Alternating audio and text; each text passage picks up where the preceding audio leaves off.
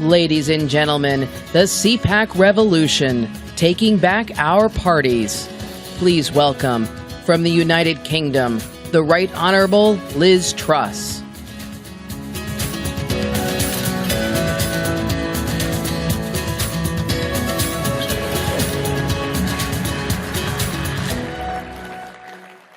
Well, thank you so much.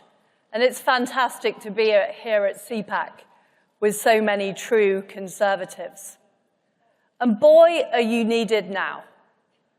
Because the reality is that the West has been run by the left for too long.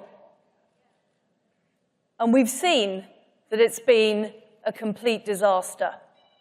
On the streets of our big cities, we have people protesting in favor of terrorism, carrying placards and waving flags that are anti-Semitic, even after the appalling atrocities on October the 7th in Israel. We have our borders out of control, with illegal immigrants able to enter our countries freely. We have a growing tax burden and a growing size of government, as well as some of the most powerful bureaucratic states that we've ever seen. And our energy bills are going up because of the Green New Deal or net zero, even though China is building coal-fired power stations at a record rate. What I want to talk most of all about today is the fact that the very basis of Western civilization is being undermined. The values, the Anglo-American values that we hold dear, that were encapsulated in Magna Carta, in the Bill of Rights, in the American Constitution. They're being questioned and undermined. Our history is being challenged. Even our biology is being challenged. Can you imagine? Could you have imagined 10 years ago that we'd be talking about what a woman is and what a man is and having a serious argument about it? It's incredible. And yet, every issue the left win, they push it even more. They push it to even more extremes. And meanwhile, we've seen President Biden asleep at the wheel in the White House. Now, in Britain, we are one of the few countries that still have a conservative government. But the left did not accept that they'd lost at the ballot box. Instead, they've been weaponizing our court system to stop us deporting illegal immigrants. They've been using the administrative state to make sure that conservative policies are thwarted.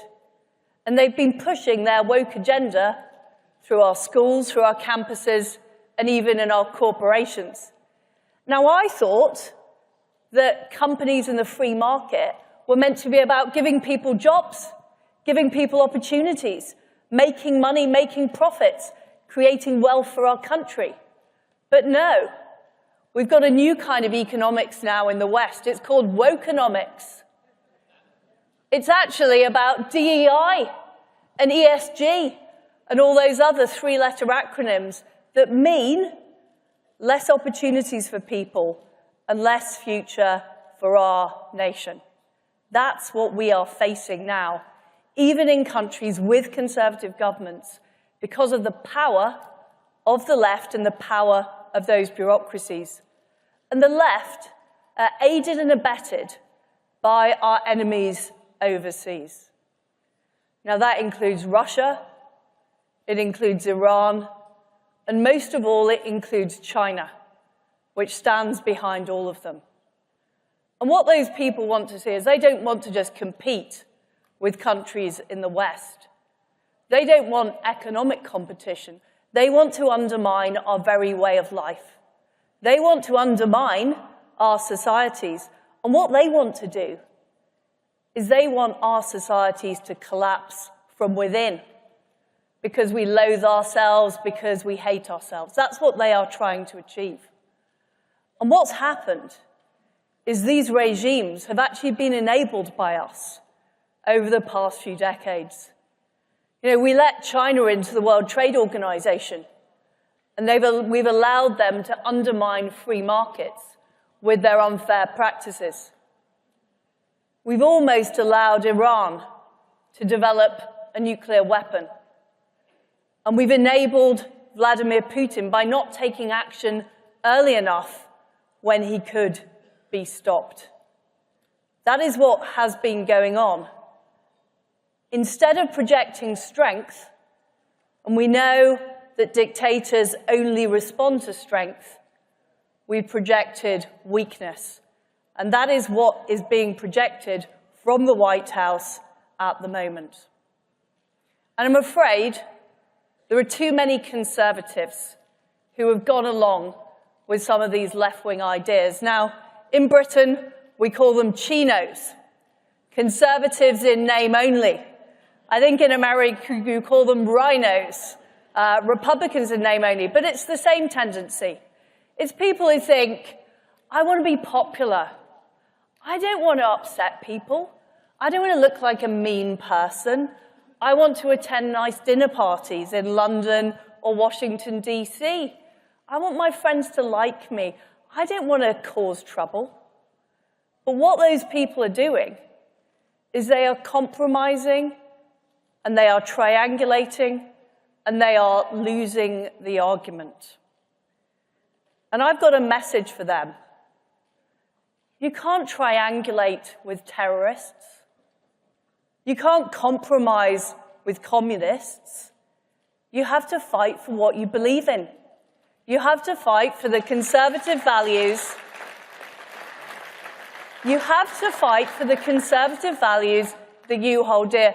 And I am prepared to do that. I will fight, even if it's not popular, even if people say they don't like it, because I know it's right. Individual liberty, families and people making decisions, not the government, freedom and free enterprise and capitalism. And most of all, the fact that our countries, the United Kingdom and the United States, are exceptional. We are great nations.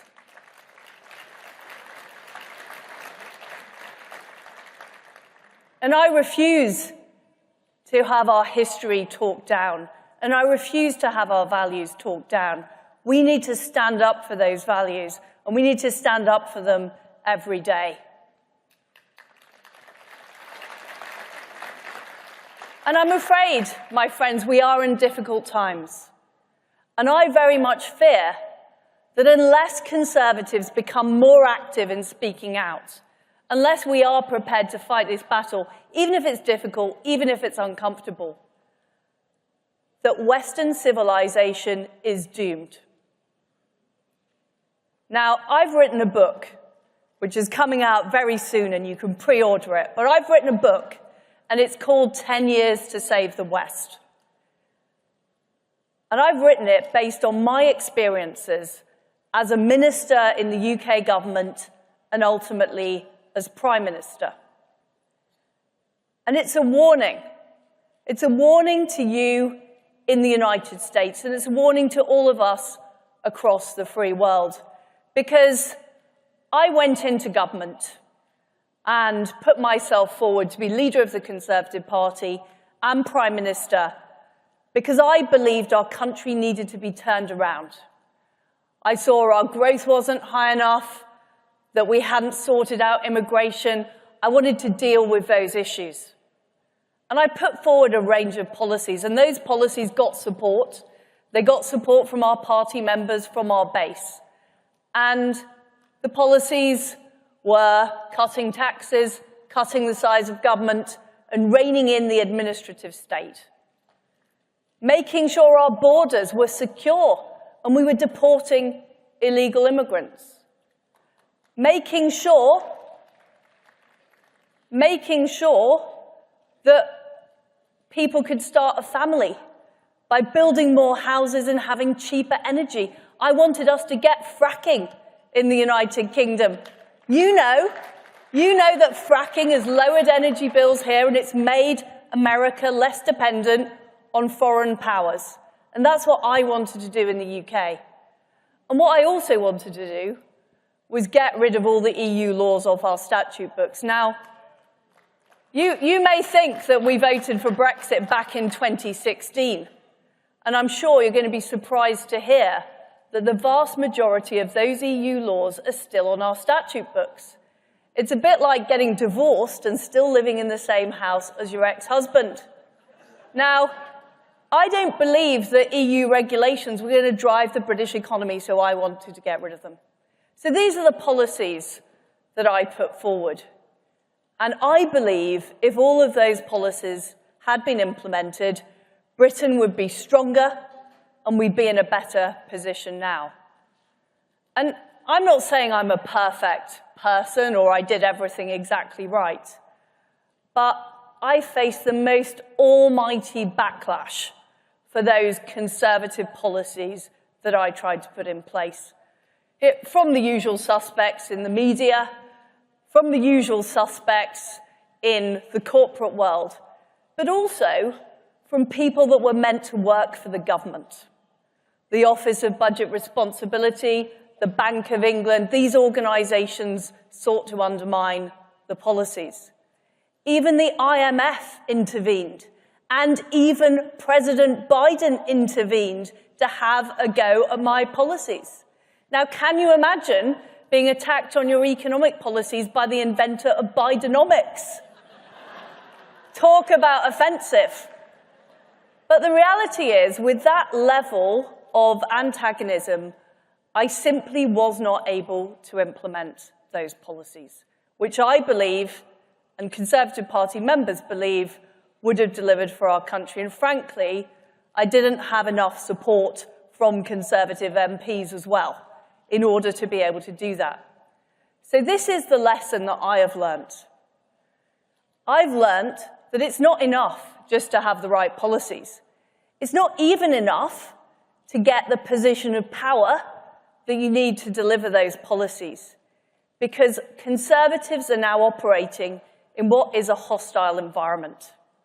And we essentially need a bigger bazooka in order to be able to deliver. And I think we have got to challenge the institutions themselves. We've got to challenge the system itself. And we've got to be prepared to take that on as Conservatives.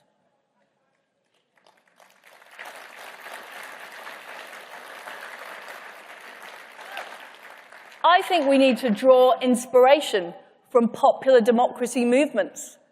The Founding Fathers, the Chartists, those people who wanted to make sure the will of the people was delivered in their country. And we have to understand just how deep the vested interests of the establishment are, how hard they will fight, and how unfairly they will fight in order to get their way. And that is what I learned from my time as a government minister and my time in Number 10. So let me tell you about the US situation. Of course, we need a Republican back in the White House. We need it desperately.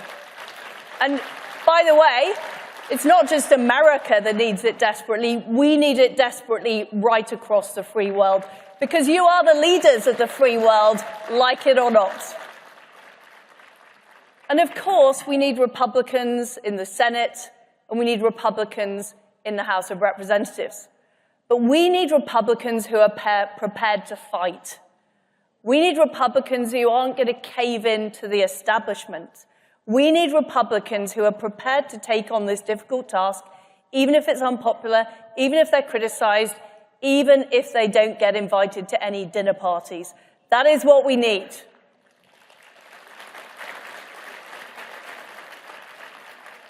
Because that is the way that we will ensure that Republicans are in power as well as being in office.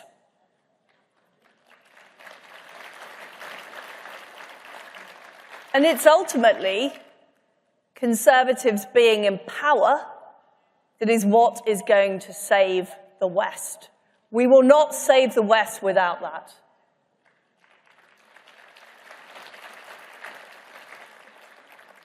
So, my friends, it's fantastic to be here and get the injection, the fresh injection of conservative energy. We need it. We need it very much in Europe. We need it very much in the United Kingdom. And let me tell you, we have 10 years to save the West. Let's get to it now. Thank you. Thank you. Thank you.